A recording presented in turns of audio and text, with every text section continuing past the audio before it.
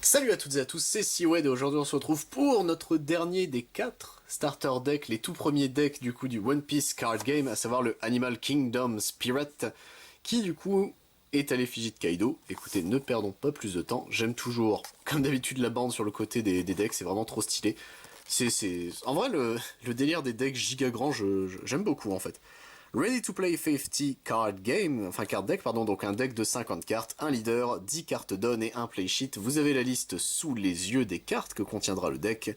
Ne perdons pas plus de temps, c'est parti. Alors Kaido, quel type de deck tu seras, parce que on a eu un full aggro avec les Mugiwara, on a eu un midrange avec Yostas Kid, on a eu un contrôle avec Crocodile. Qu'est-ce que tu seras du coup, notre cher Kaido, comme type de deck? Ça, on va le savoir tout de suite. Hop là, voilà. Et du coup, messieurs, dames, nous avons nos 10 cartes Don, comme d'habitude, donc qui est le mana, hein, basiquement, si vous vous demandiez. Hop. Et nous avons eu du coup ici le Kaido, qui est peut-être le plus stylé des 4 en termes d'artwork. Il est super grand, c'est stylé. 5000 de patates, 5 de vie. Activate en main une fois par tour. Il faut renvoyer dans le Don deck 7 Don, donc c'est beaucoup. Trash un point de vie de l'adversaire, d'accord. Au moins c'est clair, net et précis. Kaido est là pour toucher les points de vie, ça me paraît honnête. Et du coup ici nous avons un Kaido qui est en tenue techniquement, donc ça fait bizarre mais il est stylé comme ça, pour 9. Ok, donc c'est des gros porcs, c'est une 10 000 de patates en jeu, et faut retourner dans le Don deck 5 Don. Mettez KO un des personnages adverses qui coûte 6 ou moins, et cette carte gagne le rush le temps de ce tour, donc elle peut taper tout de suite. Bon, 9, ça coûte cher, mais du coup, c'est rentable investissement, on va pas se mentir. Du coup, nous l'avons en x2, le Kaido. Un King ici pour 6, c'est une 7000 en jeu, et il faut s'enlever un Don, mettez KO un personnage adverse qui coûte 4 ou moins. Ok, ça c'est plutôt sympa, on l'a en x2. Une ulti ici, Ultimecia je crois, son nom Ultimecia c'est Final Fantasy, donc c'est juste ulti, ok. Pour 4 c'est une 5000. En jeu on s'enlève un don, on peut jouer un page 1 qui coûte 4 ou moins depuis la main, d'accord. Ça a l'air en gros c'est un deck où tu vas t'enlever ton mana pour faire des gros effets, ok. Bon ça a l'air basique, hop. La ulti nous l'avons en x4, tac. Un Queen ici donc pour 5, c'est une 6000. Il a le bloqueur, et en jeu, on se retire un don qu'on renvoie dans le deck, on pioche 2 et on trash une carte de la main. Donc ça, c'est le moteur à stabilité. En gros, c'est la draw power, c'est la stabilité du deck. Pourquoi pas, 5 ça coûte cher quand même, on va pas se mentir. Hop, on l'a en x2.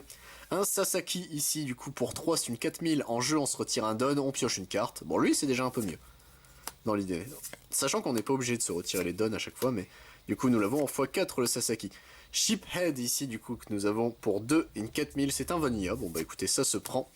On l'a en x4, notre petit Shiphead. Un Jack ici, Jack la Calamité, pour 3, c'est une 4000.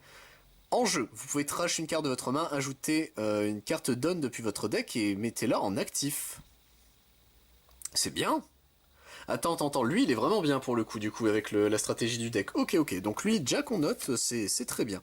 De toute façon, les effets qu'on a vus, on l'a qu'en x2, c'est dommage. Les effets qu'on a vus de toute façon étaient très bons, hein, quoi qu'il arrive, même en s'enlevant des dons, c'est juste, bah faut les récupérer au bout d'un moment. Donc pour 1, c'est une 3000, et il s'agit de Ginrumi ici, que nous avons en x4. Ok, c'est une vanilla, bon pourquoi pas.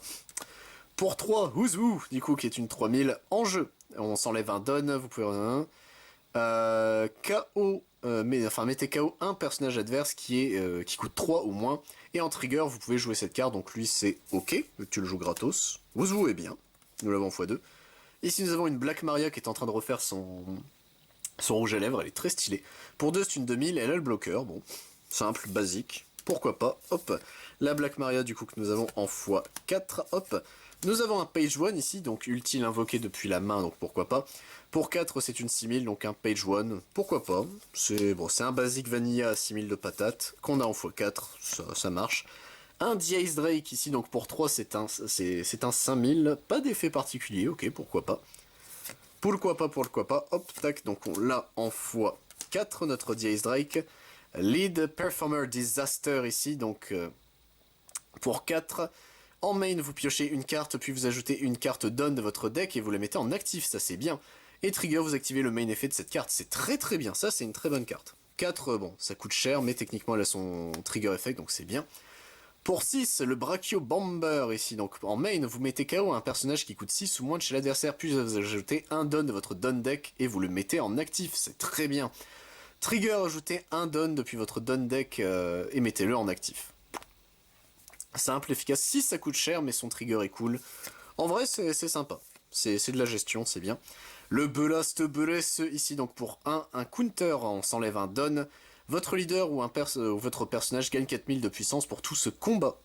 Ok, pourquoi pas, donc le Blast Breath ici que nous avons en x4, hop. Et derrière notre dernière carte, la Onigashima Island, donc l'île d'Onigashima pour 3. Activate Main, vous pouvez engager ce stage. Votre leader, si votre leader est un Animal King Pirates, vous pouvez ajouter un don depuis votre don deck et... Ah, cette fois-ci on l'engage. Bon. Quoi qu'il arrive, ça reste super bien. Et nous avons du coup le Onigashima Island en x4, et ça par contre pour le coup c'est très bien. Bon, qu'est-ce qu'on peut dire du coup du deck de Kaido?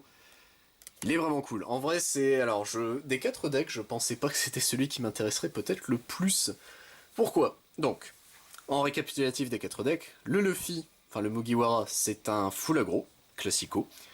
Le Yostas Kid, c'est un midrange entre je tape durant mon tour, mais je me détape à la fin pour pouvoir bloquer durant ton tour. Ok.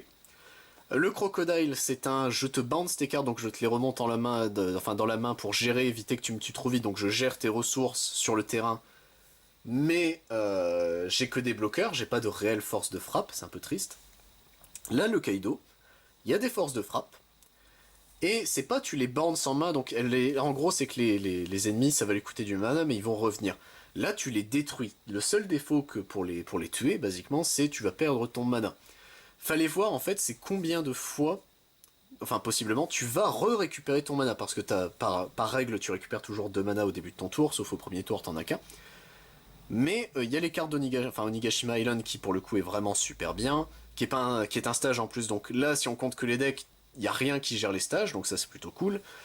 Les options, elles, permettent techniquement de récupérer du mana en plus d'avoir un effet, généralement de détruire un perso adverse, donc ça c'est cool aussi également.